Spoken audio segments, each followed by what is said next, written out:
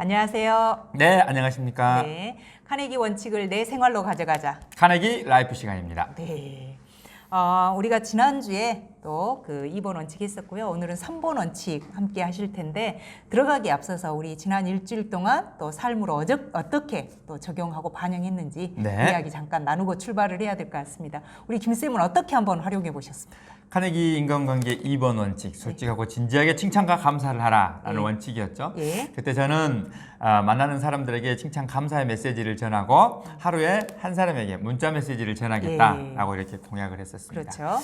근데 이제 지난주에 저희 애삼촌께서 불의의 사고로 인해서 별세하셨어요. 그래서 지난 한 주는 뭐 거의 장례식장에 이렇게 있었는데 그때 사촌 누님들, 뭐 형님들, 친척분들을 이렇게 많이 만날 수 있는 시간이었습니다.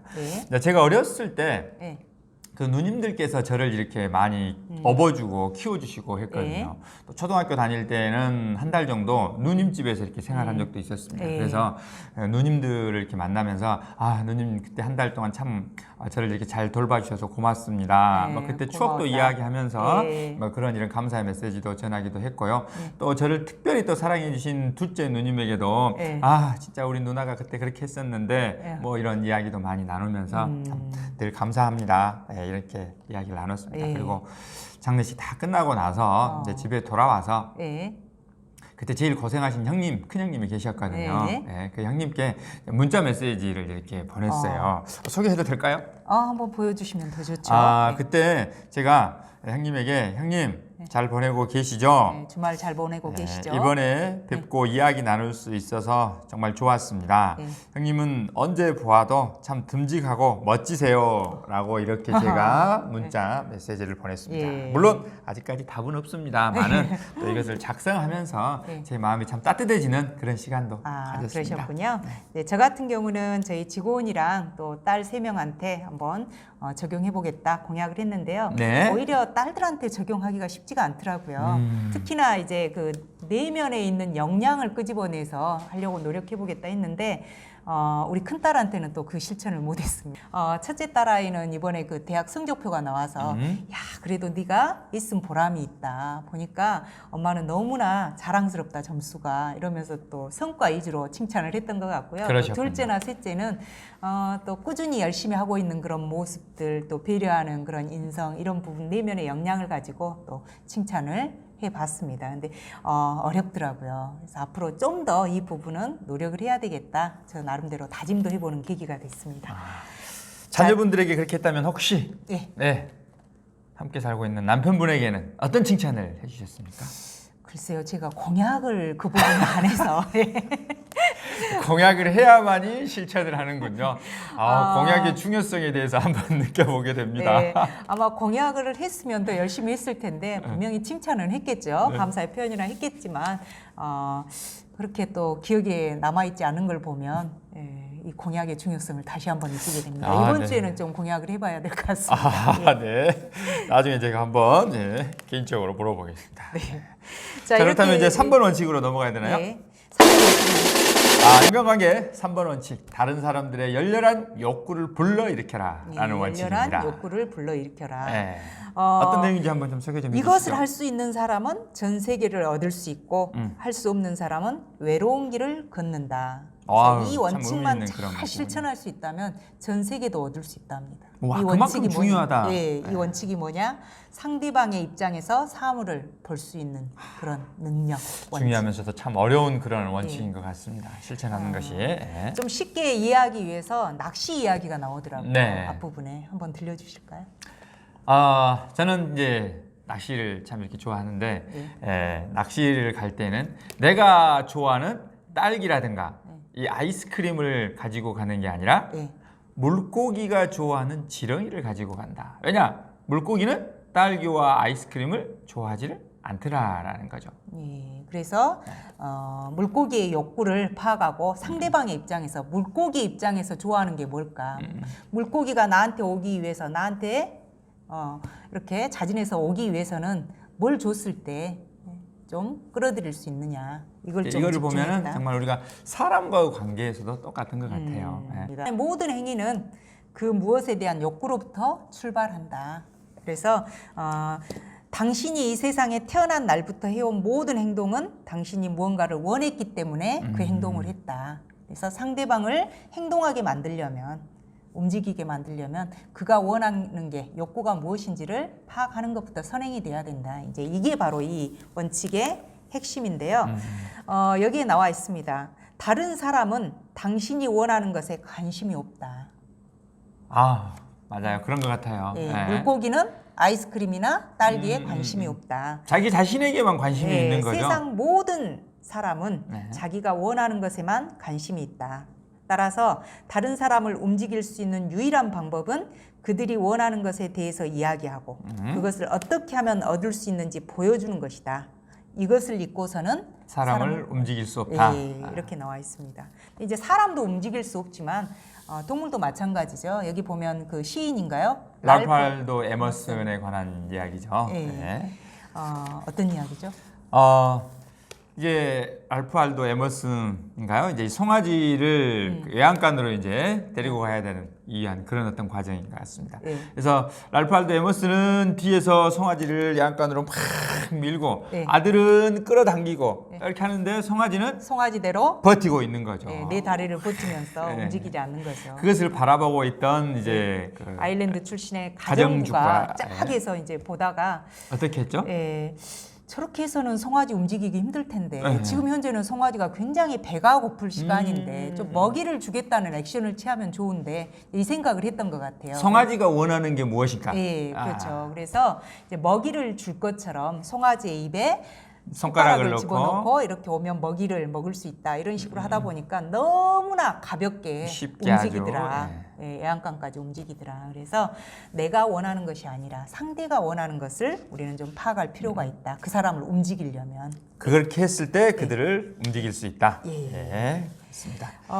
또 그 뉴욕 은행원의 이야기도 나오잖아요. 한번 소개 한번 해주시죠. 예. 이제 한 은행원이 이제 여성분이셨어요. 근데 아들이 건강 문제로 이사를 가게 됐답니다. 네. 다른 도시로 이사를 가게 됐는데 이 일은 또 계속 이제 하고 싶었던 거죠. 그래서 일반적으로 우리가 그럴 경우에는 뭐 이력서나 자기소개서나 막 본인의 어떤 그 장점이나 강점을 어필을 해서 상대에게 이렇게 제시를 하게 돼 있는데요. 그렇죠. 네. 이렇게 딱 보내면서 저는 나를 이런 좀 채용해달라. 사람입니다. 저 뭐 회사에서 일하고 싶습니다. 저를 예. 좀 채용해 주십시오. 예. 뭐 이렇게 이제 대부분 예, 편지를 그렇죠. 보내거나 예. 메일을 보내죠. 예. 근데 이제 이분은 그 도시에 있는 12군데 은행에 메일을 편지를 보냈더라고요. 근데 편지를 어떤 이렇게 내용을 보냈습니다. 이렇게 어떻게 작성했습니까? 존경하는 은행장님께 10년 동안 은행 실무를 쌓은 저의 경력이 기은행과 같이 급속도로 발전하는 회사에 도움이 될 것입니다. 저는 회사에서 상당히 많은 은행 실무를 익혀서 현재 지점장의 직책에 이르기까지 고객 관리, 신용계, 대부계 그리고 관리 업무 등과 같은 은행 실무 제반 사항을 익혀왔습니다. 저는 5월 중에 그 도시로 이주하게 되며 기은행의 성장과 수익에 이바지할 수 있으리라고 자부합니다. 4월 셋째 주경 피닉스에 갈 때, 그 도시에 갈 때 제가 기은행에 얼마나 도움을 드릴 수 있는가에 대해 말씀드릴 기회를 주신다면 대단히 감사하겠습니다. 하고 이렇게 적어 보냈습니다. 그래서 어떻게 보면 그녀는 자신이 원하는 것은 전혀 쓰지 않고 상대방을 어떻게 도와줄 수 있는지, 어떤 이익을 줄 수 있는지 이런 부분만 어필을 했던 거죠. 그러다 보니까 이 12개의 은행 중에서 11개의 은행으로부터 이제 콜을 받은 겁니다. 인터뷰하자. 그래서 오히려 이제 본인이 선택해서 갈 수 있었던 또 좋은 결과도 얻어냈고요. 예. 그러네요. 제가 이제 처음 초기 이렇게 세일즈 할 때 했던 것 같아요. 참 저는 이제 그 상대방의 마음을 잘 이렇게 파악하지 못하고 제가 판매하고자 하는 그런 물건, 저에게만 관심을 갖고 제 제품의 우수성만 이렇게 막 알렸던 것 같아요. 그러다 보니까 세일즈 할 때 참 처음에 초창기에 어려웠었는데 이것을 이렇게 보면서 상대방에게 줄 수 있는 이 도움을 이렇게 제시를 했다고 하면은 좀 더 편안하면서도 좀 더 좋은 성과를 얻지 않았을까 뭐 이런 생각을 한번 해보게 되네요. 네, 그러니까 어떻게 보면 윈윈한 거죠. 나한테도 이익이 되고 또 그 은행에도 이익을 제시하고 서로에게 좋은 그런 결과를 내는 건데요. 그래서 책에 또 이런 내용이 있습니다. 다른 사람의 입장에 서서 그들의 마음이 움직이는 것을 간파할 수 있는 사람이라면 장차 자기 앞에 어떤 일이 닥치더라도 조금 더 걱정할 필요가 없다. 상대방의 입장을 간파할 수 있는 능력. 최고의 경쟁력을 갖게 되는군요. 예, 그래서 이건 사람을 기만하는 것이 아니라 서로에게 좋은 결과를 얻기 위한 윈윈의 방법이다. 이렇게 나와 있는데요. 우리는 또 많은 실수를 합니다. 아까 그 뭐 세일즈 초창기 이야기도 해주셨는데 여기에 우리가 하는 실수와 비슷한 사례가 또 나오더라고요. 어떤 내용입니까? 그 이제 이 저자가 새로운 도시로 이사를 가게 됐는데 이제 그 도시에서 오랜 동안 부동산업을 했던 그 업자한테 질문을 한 겁니다. 제가 이사갈 이 집의 건축 재료에 대해서 좀 알 수 있을까요? 질문을 했는데 이 부동산 업자는 그건 주택협회에 전화해 보십시오. 이렇게 이야기를 한 거죠. 그렇게 전화하면은 바로 이제 뭐 알 수 있을 것이다. 네, 그래서 이제 그러고 헤어졌는데 그 다음 날 이 부동산 업자로부터 편지가 온 겁니다. 편지 한 통이. 그래서 이 저자는 생각을 했겠죠. 아, 이 사람이 주택협회 알아봐서 나한테 알려주려고 편지를 보냈구나. 건축 자재가 이런 거구나 하고 알려주려고. 그리고 이제 편지를 딱 뜯어봤는데 뜯어본 순간 어제 질문 주셨던 그 내용은 건축협회에 전화하시면 1분이면 알 수 있습니다. 라는 내용이 맨 위에 적혀져 있었고요. 그 다음부터 이제 해당되는 그 기나긴 내용은 다 뭐였냐면 이번에 새로운 상품이 이렇게 나왔는데 출시가 됐는데 이 상품을 한번 관심을 갖고 이렇게 해주시면 좋을 것 같다. 정말 좋은 상품이다. 그래서 이제 본인의 상품에 대해서 세일즈를 한 거죠. 상대방이 원하는 것에 초점을 맞추는 게 아니라 본인의 어떤 원하는 이야기만 한 거죠. 자신의 관심만 이야기를 해서 실패를 했던 어떤 그런 사례. 근데 이제 많은 분들이 이런 실수를 하는 것 같습니다. 당장 내가 원하는 걸 생각하면서 상대방을 만나다 보니까 거기에 포커스를 맞춰서 이야기를 많이 하게 되는 거죠. 근데 이제 한 템포만 좀 여유롭게 생각을 해보고 한다면 내가 제시하고자 하는 이런 원하는 게 이건데 이것만 가지고 할 것이 아니라 상대방한테 도움을 줄 수 있는 건 뭔지 그걸 또 한 번 더 생각해보는 그런 여유가 필요할 것 같고요. 그러면서 우리 이 책의 핵심을 또 우리 그 누군가요? 헨리 포드, 자동차의 왕이라고 하는 헨리 포드가 또 멋진 명언으로 또 표현을 했습니다. 성공의 유일한 비결은 다른 사람의 생각을 이해하고 당신의 입장과 어울러 상대방의 입장에서 사물을 바라볼 줄 아는 능력이다. 그러니까 내 입장만 생각할 것이 아니라 상대방의 입장도 놓고 내 입장도 놓고 두 사람의 입장을 함께 놓고 뭔가를 생각해 볼 수 있는 그런 것이 최고의 경쟁력이다. 그래가지고 이렇게 나와 있네요. 상대방의 입장, 상대방의 마음, 상대방의 욕구를 이렇게 좀 파악할 수 있는 능력들. 그래서 이게 참 중요한데 우리 가정이라든가 뭐 조직이라든가 그래서 또 많은 분들이 이 상대방의 욕구를 이렇게 알려고 하기보다는 자신의 욕구에 대해서만 이야기를 하죠. 그러기도 하고 또 저 사람의 욕구는 이럴 것이다라고 또 넘겨짓는 경우도 있는 것 같아요. 그렇죠. 특히나 이제 뭐 조직을 이렇게 보다 보면 뭐 급여 높게 주면은 뭐 잘할 것이다. 회식 많이 시켜주면서 술 사주면 잘할 것이다라고 이렇게 생각하는 뭐 중간 관리자라든가 CEO 분들이 계시는데 사람들의 욕구가 꼭 그렇지만은 않더라라는 거죠. 어떤 사람은 내가 이 일을 왜 해야 되는지를 알아야 열심히 하는 직원들도 있고 또 어떤 직원이나 사람들은 다른 사람들로부터 상사로부터 인정받았을 때 또 열심히 하는 사람이 있을 수도 있고 또 어떤 사람은 급여를 좀 덜 받더라도 나는 일찍 퇴근하는 것이 중요하다. 요즘 같은 시대에 워라밸이 이렇게 참 중요하지 않습니까? 그래서 좀 상대방의 욕구, 그 개개인에 맞춰서 파악하는 그런 능력이 중요할 것 같은데요.